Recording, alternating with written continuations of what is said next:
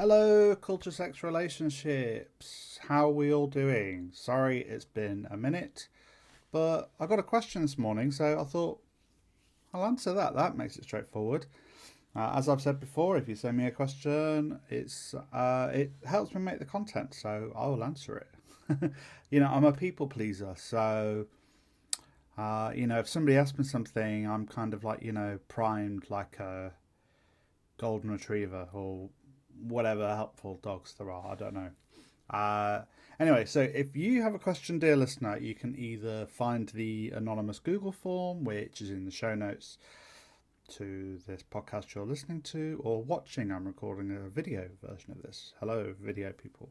You can find the Google form in the link in the show notes, which is what this question has done. Most of the people asking questions do that. Which shows there is people need like a kind of a bit of a buffer between them. There's still a bit of kind of shame and stigma around asking questions about this kind of stuff. So we kind of need like a kind of a conduit, I think, which is interesting, but something I'm noticing. So I'm trying to make this as easy as possible. Or if you do want to come at me direct, send me an email, culturesexrelationships@gmail.com. culturesexrelationships@gmail.com. All right, so on with the question. I struggle a lot with anxiety around sex, despite being in a healthy, loving, long-term relationship and an equally loving, newer relationship. My very first breakup happened because my partner said they had stopped being attracted to me sexually and hadn't felt attracted to me for half a year. And I also struggled with chronic pelvic pain for a long time, which I think are important factors in this problem. But it's been a long time now. I'm also trans/genderqueer, particularly in my long-term 5+ year cohabiting relationship. I feel like we go through periods where things are really good, but then we'll get into other phases where sex feels harder. We're both very kinky and our sex life revolves around BDSM, although I don't know if this is super relevant to my dilemma. We do communicate a lot about sex and my feelings, but it feels as though the communication brings a lot of emotional heaviness that leaks over into our actual sex life, making sex feel emotionally heavy and high stakes, which makes it harder to initiate sex and to let go and have fun, because each time feels like a kind of a test. Are we successfully working on the issue? My partner is very good at communicating what she likes and doesn't like in sex, which I appreciate and I want to be able to take on board well, but sometimes her feedback has touched on things that feel quite wounding. And I sense that I still carry some of that feeling once we've successfully worked on whatever it was that she wanted to change. I want to break out of this cycle and have a more sustained sense of ease rather than going through these heavy/anxious phases once or twice a year. My partner says that she trusts things will reset and improve each time, and it doesn't worry her. And especially since we're not monogamous, she's okay with having phases where we have sex less, but I struggle with a lot of panic and dread during these phases and don't feel able just to let it ride the way that she does. Well, thank you very much for your question, and thank you for trusting me to give you an answer, and to give you an answer that hopefully you'll find helpful and useful, as well as kind and stuff. Obviously, there's going to be some Deleuze and Guattari coming up, but the first thing that I was thinking of was these conversations you're having, and it really made me think of this thing that me and Meg John used to talk about a lot. And it's this activity that I've used a lot, and we talked about it in our book. And actually, Meg John and I also had a video commission for Open University, so there's like a useful animation about it at the Open University website. And it's about the 3 handshakes. And it's like that. It's a way of thinking about consent in ways that get beyond the kind of a binary of I need this and I need you to give me this, that kind of thing. Kind of narrow, kind of socio-legal kind of framings of consent. And instead to think about models which are kind of generative and open and aren't just about permission, but are instead like where you're collectively trying to collectively increase both of your capacities to act. So if consent is about the freedom to choose to agree, then having the freedom to choose to agree is all about increasing our ability to act, right? If we have the freedom to choose to agree something, that does something, which will help us to do something else, which will help us to do something else. It's all about this idea of increasing our capacity to act. Or after Baruch Spinoza, 17th century philosopher, called joy, like Spinoza and joy, and in my take on consent in a paper that I wrote with Elsie Whittington, redefining and reframing consent, is that consent is anything that we're doing in order to have a good time, basically. And so sometimes it's kind of helpful to think backwards and to think, okay, well, when I was having a good time, what were we doing? Like when we were having a really great time, sexual encounter, or watching TV with someone, or having dinner, or going to the pub, or going for a walk, or any activity you might do. Other activities do exist other than the ones that I happen to like. But anyway, what is it that you were doing that made that helpful? Because these things aren't just kind of luck, right? It's not just like this thing happened. You were doing little things. You might not have been aware of them, but that still doesn't mean that it wasn't something which was materially happening, okay? And so it's to do with the kind of the rigid agreements that we make, but also about this kind of more subtle kind of noticings that happen during it, and then noticing these little things that kind of spark joy and the little kind of yeses, or this is great, or this is wonderful, okay? And so let me explain the 3 handshakes again if you would like a refresher or you don't know what I'm talking about. So when I'm teaching about consent, one of the activities I use is the 3 handshakes. And what I do is I ask people, or greetings, you can do it with any greeting you like, but I say, okay, well, what I'd like you to do is just to greet each other like you ordinarily would, or shake hands. Let's talk about handshakes because it's easier. And I ask the group to shake hands. And usually they're a bit, what's all this then? And I'm inviting them to shake hands. Sometimes I'll do like a bit where I say, you don't have to if you don't want to. I've told them the lessons about consent, and I'll say, or the workshops about consent, and I'll say, look, you don't have to if you don't want to, but please me if you did, but don't feel like you have to. But I would like it if you did, but please don't feel like you have to. And if you see other people doing it, don't feel like you have to do it. And they kind of get that it's a bit of a kind of a meta kind of joke about consent, because I'm creating like a non-consensual environment where people might feel they have to take part in this anyway. Oh, sorry, I'm already going off on a tangent. So I asked them to shake hands. And what do they do when they shake hands? It's always right hand, medium firmness, up and down 2 to 3 times, and it's over in like 2 to 3 seconds. Okay, minimal eye contact, and I asked them about the firmness scale. I say on a 10 for being bone crushingly hard to 0 is the opposite. Where's the ideal handshake for you? What were you doing in your handshake? And they said, yeah, medium firm, like 6-7 kind of thing. That wasn't meant to be a 6-7 joke, by the way. And then we discuss, okay, well, has anyone negotiated a handshake before? And they say, no, that would be weird. I'm like, well, let's try. So then I ask everybody to get back with the person they were shaking hands with. And this time I want them to negotiate every single thing of it, every single aspect of it before they do it. Okay, so how long is it going to last? Which hand do they want to use? Do they want to dry their hands first? Sometimes people's hands are a bit clammy. How firm is it going to be? So negotiate the firmness on that scale I was talking about, how many seconds it's going to last for, or how many pumps they're going to give each other. Or there could be a plethora of other greetings that you might try, right? And you could try your own different greeting. And often what happens as a result of that is that people try out different kinds of greetings, different kinds of things. And often people say, yeah, it felt really good. And say, well, why did that feel good? So it felt mutual. We knew what each other wanted. And that made it feel easier. But then other groups say, I didn't really like it as much as the first one because it didn't have any of the spontaneity. Couldn't just kind of let go and enjoy it. And also it created too high of a bar, right? It created too much pressure on the actual handshake because, maybe one person had a list of all these different requirements and the other person was really having to remember that. And perhaps they didn't really get a chance to talk about what they wanted, and so they were having to give the other person all of the things that they wanted on their thing. And it created too much of a kind of a too high a bar, and it made it too tricky and stilted, and they couldn't really enjoy it as much. And then what I do is say, okay, well, let's try a third handshake.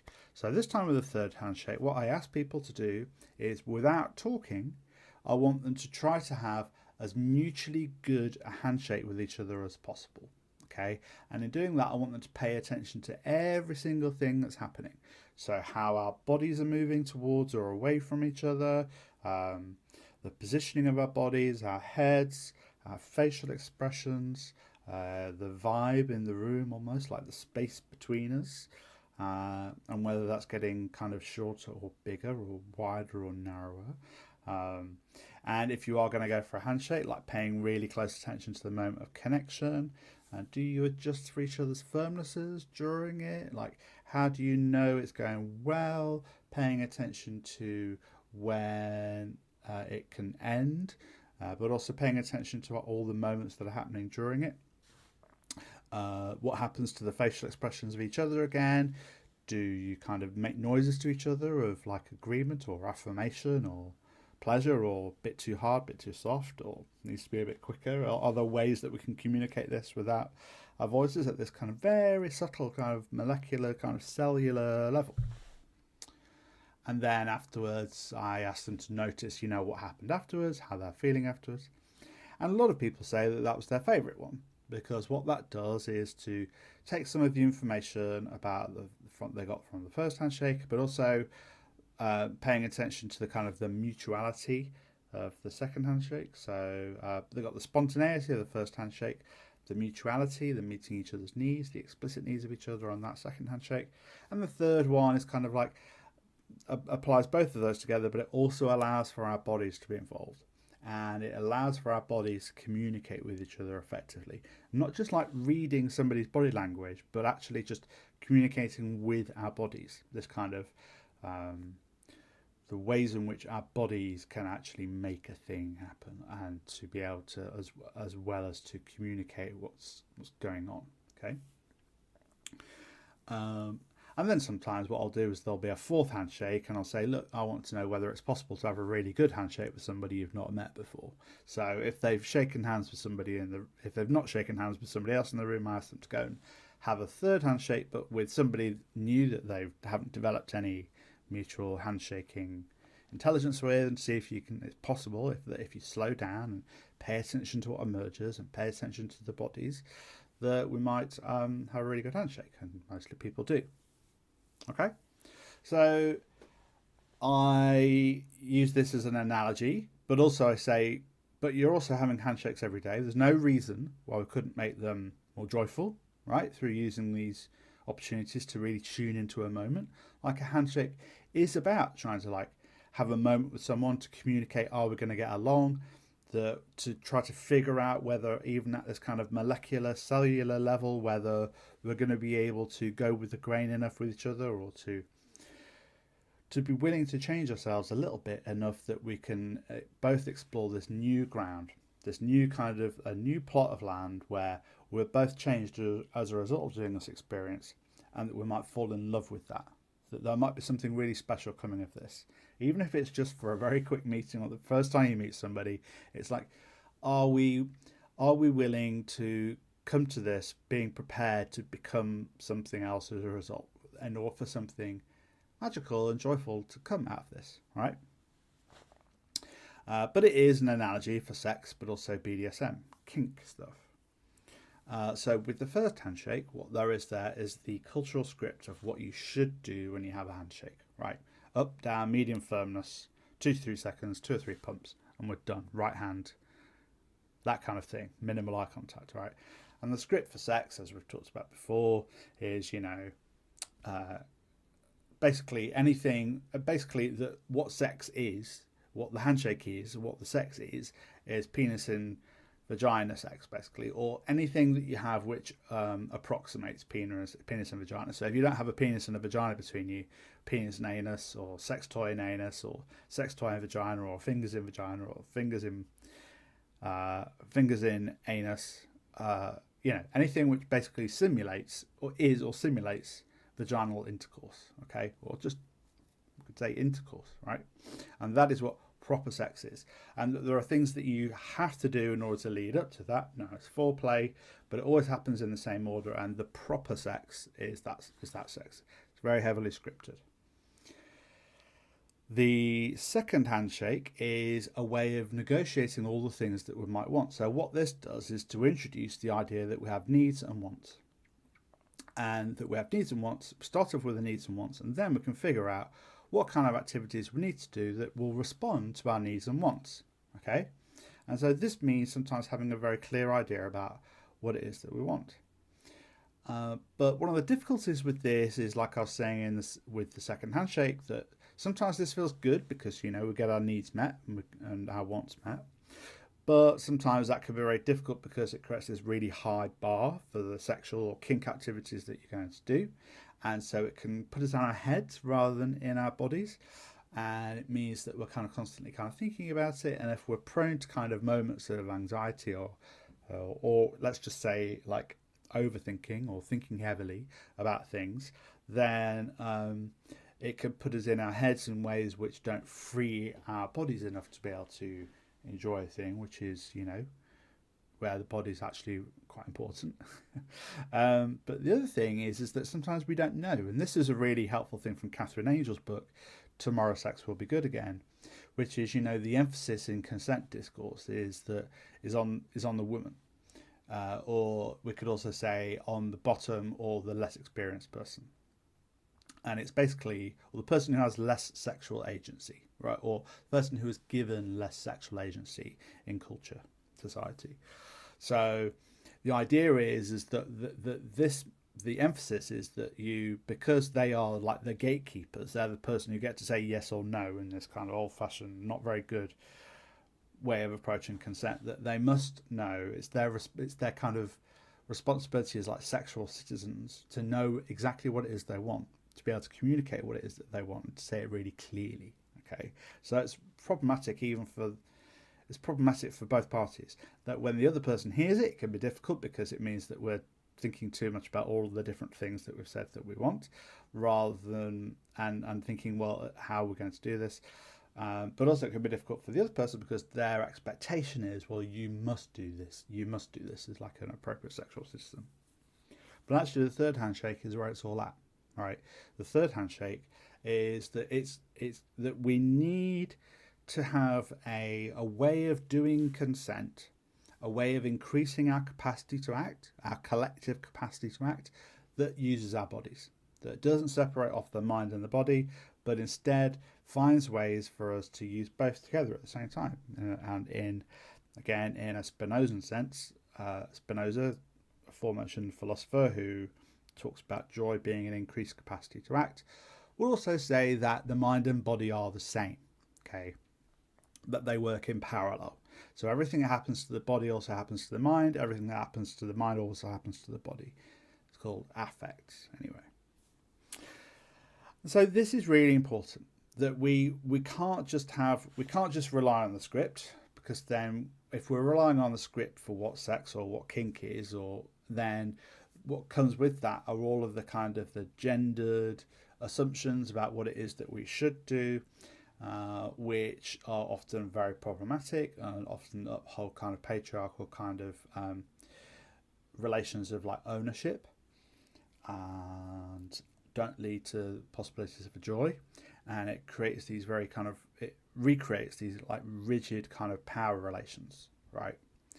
But we also need to find ways of doing things at a molecular kind of level. Like we have to be able to break down this script of what it is we should be doing, and to find ways of figuring out how we might do things in this, pardon the pun, in this more kind of horizontal way, right? To kind of find a mutual power to act. And that involves articulating the kinds of things that we might want, but also being able to pay attention to things as they're happening. And We've got to be able to have these, and if we can do that and pay really close attention to that, then we might start to find moments where we're not just not anxious or not just not overthinking something or being in our heads, but what we might actually find there is the real the real good stuff. Not just kind of orgasm, but particularly in like a BDSM like kink context. Like, as far as I'm aware of BDSM and kink, the possibilities for that, and there's a really great interview I did with Cora Cascalera about it's called Curative Kink, the paper, and that's the name of the podcast interview I do. But it's basically about the therapeutic kind of context for kink and what it can do and what else kink can do. Like, sex can do this, but kink can do this too, which is where it really can lead to this massive becoming. Like, you just become something completely different as a result, that you can come out of a situation feeling like a problem that you had is completely resolved, or you feel like a whole different person, or whole new intensities of love can happen. And it's this kind of feeling of yourself being extended, a dissolving of everything you thought was your like self, and taking it with you, unfolding into the future with you, which creates this whole other new self. And it's like, can be wonderful. It's like, wow, that was, incredible. Gonna need some downtime, gonna need a while to process this, can't do that for a few hours. Let's have some other joy and fun and stuff in the meantime. But yeah, wow, kind of thing, right? But you've got to be able to have you've got to be able to approach consent, like increasing our capacity to act in that way. Am I making sense so far? So I think this gets to the thing of, if you're having these conversations in your relationship from time to time about, these are the things I want, okay, you've got to be able to find ways of first of all making this work for both of you. Okay, so rather than just there being a subject and an object, or you and the other, okay, you need to be able to find a way where you're thinking of yourself more as this kind of assembled machine, and that when you're together, you're a machine and all the different parts of the machine are kind of working together, and that you are both this machine, okay, and you're bringing multiple components to this machine, okay, and you're this BDSM machine, this kink machine, this sex machine, this relationship machine, okay, and it's like, well, this needs tweaking over here, can we tweak this and tweak that, and let's see how this works, and maybe if we literally provide a bit of lubricant here, or do this over here and like tune up this over here, what will that do? And perhaps if we push this knob, and this might do something over here, which will do something over here. Okay, this is the context kind of thing, because it's not, whenever you're having sex with somebody, it's that you are doing this thing which basically creates this. You're both operating as one single machine, or two machines plugged into each other, okay? But you're both operating together, okay? And so any conversations you have got to be about increasing that machine's capacity to do things, okay? How can we make this even better, okay? And sometimes this means that we don't just have to rely on like conversations. Certainly we don't just have to rely on conversations of like when things have gone wrong, that we just have more like little and often conversations about, you could have like a post-match analysis, and certainly this is something I do, of talking about, I really like that bit because this was great when we did that, perhaps this was a little hard, but this was really good, or perhaps it went on a bit too long, or perhaps if we had a bit longer next time. Or for me, like one of the things that really gets in the way of me having sex is if I'm just thinking about work. So, I have to kind of like do quite a lot of just like putting work over there for a bit, because it's so not hard thinking about work when you're a sex and relationships educator. Anyway, so yeah, having this kind of regular post-match analysis of all the things that were good and what can you do to make it better, okay, focusing on the things that were on the moments of sparkling best, and using those as resources to help you resource the next time you do it.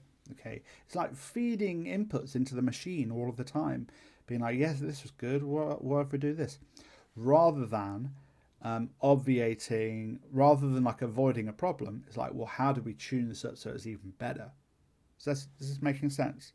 So I think when you come to your regular conversations about this, I think you both could do with just kind of stopping and going, okay, look, we can't overload this with things. Yes, and it might be your partner has a lot of things that they can't, that they really need you to do. But in which case, it might be better to frame this as, well, these are the things I definitely have to avoid.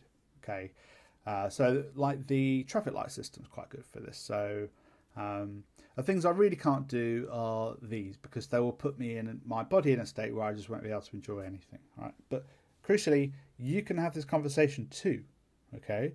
And then there are all these kind of amber light things which are like, yeah, wouldn't be my favourite thing, but also wouldn't be the best thing. So, wouldn't be the worst thing, but wouldn't be the best thing. So, yeah, we could keep an eye on it. And there might be different ways of doing these things that might put them more in the kind of green zone. So if there's this activity, but we do this first, and then maybe, or this thing after, or do it in this particular way, or if you do that, or I do this, whichever. And then the green stuff is the green flag stuff, green light stuff is all the kind of stuff that is the stuff that you enjoy and things. Okay, and you can work on that. There's quite a lot of this stuff in the zine that me and Meg John wrote, Make Your Own Sex Manual, which is available for £3 at megjohnandjustin.com/publications, or in the Patreon shop. In fact, I prefer everyone to go to the Patreon shop because the Meg John and Justin website is a bit janky. The Patreon shop for Culture Sex Relationships, if you go to patreon.com/Culture Sex Relationships, you'll find the shop button there, and you can find the zines, and you can buy all 3 zines that we sell there for £7.50. Also, while I'm plugging the Patreon, I have another zine I'm working on which talks about a lot of the theory that I've been talking about in the podcast recently.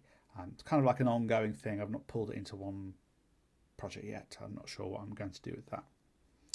Is this making sense? So I think if you have this kind of approach to how you have the conversations, and for there to be more kind of ongoing use of the body, and little and often, and just paying attention to the little moments of things being a little bit better, I think you're probably going to have a better time rather than having these kind of big ups and downs. Okay. Right, now I'm going to talk about theory. Okay, I'm going to have a sip of coffee and talk about theory. So I'm going to apply the handshakes to the 3 handshakes to the 3 lines. Okay. I'm going to talk about the 3 lines a lot on this podcast. I talk about them pretty much in every podcast. So if you're a regular listener, you're probably sick of hearing me talking about this. But for Deleuze and Guattari, that everything is composed of 3 lines. Okay. So a sexual encounter, a film, a lampshade, a culture, political system, a means of production, everything, right? It involves 3 lines. The molar line is this big, thick, fixed line. It's the what things are line, or how you should do things, okay? And that is very much the first handshake, okay? That how you should do things is right hand up and down, medium firmness, 2 to 3 seconds, done. Okay, that is the molar line for a handshake. Okay, the molecular line is all the cracks, the exceptions, the vibe shifts, the things happening in our body, how we're affected by something, and how in doing that, something's really shifted over here, and it's imperceptible. I can't put like a they say it travels so quickly, it's kind of hard to perceive it happening straight away, but something's kind of shifted. So they describe it as like the crack line, these kind of at first invisible cracks which start to appear underneath the brake line, which is the molar line. Okay, so the molecular line is all these little things that I was talking about paying attention to during a handshake. Okay, and this is a mix of the second and the third handshake. Okay, but it sounds like what's happening in your question, dear listener, is that you've understood that we can't just have this kind of molar line of what things are. But it sounds like your girlfriend is kind of giving you a list of all these things that they need, what she does and doesn't like in sex. You say she's very good at communicating what she does and doesn't like in sex. But there's a danger there. Yeah, and yes, that is creating like a more supple segmentarity. It's saying it's not as thick and as binary and as breaky as the molar line. It's not this, that, or the other. But it's another kind of quite rigid kind of segmentation. I like this. You should do this. I don't like this. Blah blah blah. Okay. Now it's important to have boundaries, and it's important to be able to articulate the things that we really wouldn't want to happen. Okay, but also it's really important that to understand that every time we're making a even a more supple segment, that we are also creating more cracks. Okay, and the cracks are all being felt on your side. Okay, so all of these kind of segments are being given to you, and it's almost as if you imagine yourself in like a kind of a small.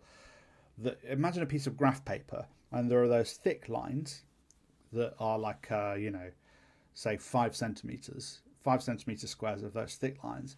And there's a more supple kind of segmentation going on with the like 1 centimeter square lines, and then within that there are these millimeter square lines, and it's almost as if you kind of that you've become a bit boxed off. So any kind of conversations that you have to take account for there being cracks and these runoffs and these other possibilities, these things that you didn't know were going to happen, these feelings that you may or may not have, but also to allow for and to be able to make space for those things, whether those feelings are kind of like broadly positive or broadly negative, like whether they open things up or close things down, whether they increase our capacity to act or decrease our capacity to act. But so there has to be like that understanding of that give and that flex, because if you don't do that, then you won't find your line of flight. Okay, the line of flight is this thing that happens which completely, in Deleuze-Guattarian terms, like they smooth out all of the lines. All these lines are smoothed out to a point where that creates this incredible space of openness. You become this kind of, you have this. They kind of talk. They love Genghis Khan. So you imagine like Genghis Khan and the hordes of Mongols coming in from the Asian steppes, attacking city-states on horseback, firing arrows, and they don't have their own. They just have encampments. They're nomadic, and they go around these. They kind of attack, and then they stay around the edge of a city wall, and then they'll move. And the city-state don't know how to respond to that. Anyway, but what this smoothing over offers these opportunities for lines of flight and for these kinds of new becomings, new versions of yourselves, new versions of your relationships. And if you don't have becomings in your relationship, it will just fail, basically. It will just be like rubbish and boring. You'll just be these fixed, molar identities are just, I am this, you are that, and we just tessellate on a wall together. And there'll be no movement, and you won't also have it'll be too brittle to be able to embrace the newness and the novelty that comes with basically waking up in the morning, right? And also being asleep. But the constant newness and novelty and creativity that life is. I mean, it can also be chaotic, which means that sometimes we do need to draw these lines. But the way that we draw our lines has to also take into account that we draw them and redraw them and redraw them again and redraw them again. And we draw them with big, thick lines, but we draw them with little cracks, but also completely redraw them and do it again, over and over again. Okay. And I think that is where the 3 lines can be a very helpful way to think about this, because we can't only ever just kind of segment off ourselves all the time. But also the other thing about this and sexual knowledge, just coming back to to the question, is your partner is very good at communicating what she likes and doesn't like in sex, and you want to be able to take that on board, but sometimes her feedback has touched on things that feel quite wounding, so that's a crack. Okay, and that's like oof, and now I'm thinking about this, and maybe she doesn't know I'm thinking about this, but I'm thinking about it, and maybe she's thinking, oh, there's something, what's going on over here, and you're feeling a bit wounded, but you've not been able to say. And so all these other possibilities of, well, what else is going on, and what else is going on, what does this mean, and what does this mean, what does this mean? Okay, so I think having these kinds of conversations where you're more able to apply this kind of less rigid approach, whilst also taking into account the things you definitely don't want to happen, whilst also allowing for novelty and change and new wonderful things, whilst also both taking this. I'm thinking of Tina Sicker's work, Sex, Consent and Justice. Tina Sicker's been on the podcast as well, and she talks about a pleasure and care-centered ethic of relational and sexual otherness.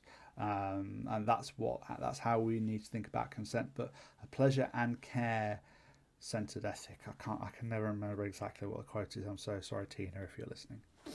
So there could be a bit more of that, and this means having more of these conversations, not just twice a year.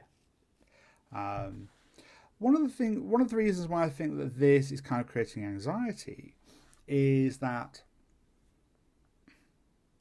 sometimes with anxiety, what we need are to know exactly what things are, okay, and to have this kind of these rigid lines that tell us, okay, I'm either this, that, or the other, or this is what the thing is, or this is the thing.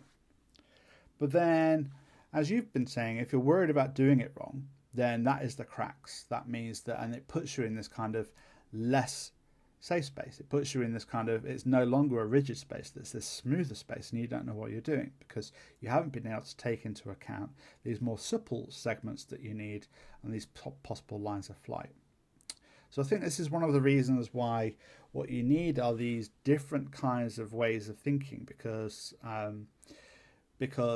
anxiety for all kinds of sexual encounters and for any kind of becomings, we need a small plot of new land at all times, but it is always a new plot of land. It's never the same old land. Whenever we're on our journeys of becomings, we need new islands of safety all the time, little new safe spaces to land on. And so the work of your conversations has to be about trying to get to that point. I will go into more detail, but you're not really given any more detail about it. But the last thing I'll say also is that you talked about your very first breakup, and you talked about having struggled with chronic pelvis pain. You say that there are important factors, but you also say it's been a long time now. You talk about being trans and genderqueer. You talk about doing BDSM. You talk about the long relationship you're in now, but also you're doing ethical non-monogamy as well. So you got this other relationship too. For as many deficits there are also resources. You know, what does it say about you that you got through these things? Okay, and that's not a rhetorical question. What does it say about you that you're able to deal with these things that might have been quite difficult, or that you've come through them? So one of the things you could do is to start writing down your answers to that rather than just listening to me waffle on. You could get a pen and paper out, or I don't know, whatever you like to write things on, or just say them out loud. What does that say about you that you've been able to get through these things?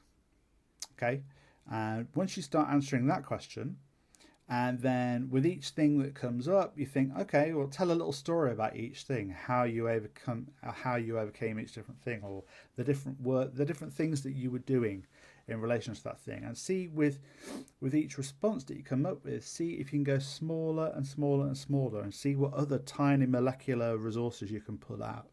Let me give you an example. So let's say what it says about me is that I'm really resilient. Okay.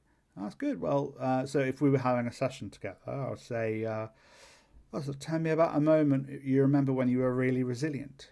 A specific moment in time, you'd be like, well, there was this moment where there was this and this and this. I was like, well, what does it say about you that you were able to deal with that on that day? Well, I was doing this and this and this. And I noticed that I was firmer in my voice, and I was saying what I needed, and I was able to articulate that I had to talk about what I needed too. And they heard that and they nodded and it made me feel affirmed, and we had this hug, blah, blah, blah. So go into these like tiny molecular details. And when you do that, if you just start listing all of these things, what does it say about you that you've been able to come through this breakup, the chronic pelvic pain, the dealing with being transgender queer, and if you're in the UK, you know, a horrendously transphobic environment, but there's a lot of transphobia around the world, but also dealing with these new relationships, being in a 5+ cohabiting relationship and doing BDSM, which is often not easy to navigate and do. What resources do you have? Okay. And the last bit of advice here as well is, you're talking about it's understandable that we want to focus on the problems, okay? And I'm asking if you to send in your problems. So you're telling me about your problems, but it's really important that we focus on when we're not having a problem, okay? Steve DeShazer and Insoo Kim Berg, who came up with the solution-focused brief therapy approach in Milwaukee, I want to say, in the 1980s. It was, well, if I have a client who's depressed 6 out of every 7 days, I'm not going to focus on the 6 days. I'm going to focus on the 7th day. I'm going to focus on, well, what were they doing on that day? Okay. Or if I have an alcoholic who one day a week manages not to drink, I'm going to ask them about that one day. It's about paying attention to the exceptions. Okay. When we're looking at the exceptions, that's where the resources are. And if we can bring those to light, then it helps us to feel them when they happen. Okay. So what I'll say to you, dear listener, is, a couple of times you go into these, trying to pick out the phrase that you're using, but you pick out these heavy anxious phases once or twice a year. And you want to have a more sustained sense of ease. Well, let's say that, go back in time to a moment when you last felt a real sense of ease. Okay, where you felt tremendous ease about sex and you were able to initiate sex or kink, BDSM, and you weren't feeling anxious about it, but also that your partner was going to be both receptive to it, but also enjoy it, and that it was going to be something that they really wanted to. Go back in time to a singular, specific moment. Where were you? Who were you with? What room were you in? What were you doing? How was your body responding? What was your emotional state? What were you thinking? What were you doing? What was your body doing? What was your emotional state? What were you thinking? What were you doing? How was your girlfriend responding? How were you responding to that? How was she responding to that? How were you responding to that? How was she responding to that? How were you responding to that? What did you notice about the effect this has on your body? Your emotional state, the thoughts you were having, what you were doing, how that affected your body, etc., etc., etc. And play it out. And don't overcode it with meanings. Just talk about exactly just describe it in kind of rich, quite boring detail. Don't talk about what things mean, but just say what you were doing. Okay? It's just mapping it. It's just pottering around, staying on the surface, just mapping every single thing that happened. Be like a kind of what Wittgenstein says, be like a geographer, not a geologist. Just map everything that is on the surface and talk about what's happening in those moments of ease. And if you bring that to life as like a kind of a self-reflection exercise, if you spend 20 minutes doing that, what will happen is, and the way the solution focus works is, in bringing it to mind, you will feel the sense of ease that you were experiencing back then. You will bring that memory, that you have in your assemblage, not just in your body, but just that you have in everywhere around you, in your relationship and your home or wherever it was, and your experiences, your memories, and in your every single part of your body, but also everything outside of your body. You're just bringing it back. You're bringing this wonderful sense of ease where it just felt lovely, and it was like, in doing that, what that does is it brings this resource more to the fore, and it helps you to be able to pay more attention to lines of flight, of noticing when the very beginnings of this are just starting to happen again. So let's say, dear listener, you sent this in today, so I'm assuming that you're in a moment of feeling quite heavy and anxious, right? But if you're bringing this to mind now, and then go about the rest of your day and rest of your next few days, see if you can just catch the very first glimmer, the very first flash of the sense of ease coming. And even if it's just like, when I experience this, I've kind of experienced it kind of at somehow on like the back of my neck or something. It's like, I'm just noticing Yeah, okay. Yeah. Or I might find myself doing something and I'm like, oh, I'm doing this thing that I would do if I was feeling dot dot dot. Hmm. I'm just noticing this. It doesn't have to have a meaning. I'm just noticing it. Okay. Yeah, it just so happens for me at the moment, I'm having a shitty few days myself, and I'm kind of waiting for my own line of flight. And sometimes it doesn't always happen. I'm not always, you know. Anyway, I won't go into stuff going on for me, but but I know that there's going to be a moment where it's like I don't have to force it, but I know it's coming, and I just have to be receptive to it. And so, bringing to mind a moment when you were at your sparkling best or your most at ease it's possible for you to feel will equip you to be able to find the very first moment of it happening again. And when you do that, it will give you a resource. And that resource will help you to be able to say to your partner, did you say partner or girlfriend? Anyway, I think you just said partner. Yes, partner. No, girlfriend. Anyway, sorry. I think partner. Let's go with partner. You'll be able to use this resource eventually because you'll start to feel a little bit more at ease in your body. And how will you know? Where will be the very first sign in your body you're starting to feel more at ease? And what emotional state might that lead to? What thoughts might you have? What might you do next? How might that affect your body? What will you notice has changed? What difference will you notice in your body? What difference will you notice in your emotional state, thoughts, actions, etc.? And eventually, this will resource you enough to be able to say to your partner, let's have a conversation about how we have conversations about this. Can we kind of do this more little and often approach, noticing the things that are better, thinking of ourselves as more machinic and less one person does this to the other. I know in BDSM and kink, a lot of it is about starting from very, subject-object positions. But even then, they kind of get mixed up. So, that's why we have expressions like topping from the bottom, for example, is a very, very good example of the molecular line, right? So in the three lines ontology, the molar line is I am top, you are bottom, right? Or I am dom, you are submissive. But we know from people who do kink, we know that actually in the very naming of those things, power is shifting in this molecular way, which is completely different. There's a whole other kind of power happening with these crack lines. And this is where we get the phrase bottoming from the top or subbing from the... I've got myself confused about it. But, there are different kinds of power happening all over, right? And sorry, I got myself distracted. So, yeah, but to go back to it, yeah, and to say, can we have these more subtle, supple, ongoing conversations where we do have lines, but we also need to take into account that every time we draw a line, there's going to be a crack. And how do we make sure that we're not harming each other, but also increasing our capacity to act in this machinic kind of way? I appreciate I'm being a little bit philosophical with this, but I think if you kind of apply this to your specific circumstances, I think that will help you a lot. Well, I hope you found that interesting, helpful, dear listener. So if you have a question, please send it in via the Google form or email me email me at culturesexrelationships@gmail.com. And if you want to sign up and support the show and get these extra resources I was telling you about, lots of exclusive content up there now, actually.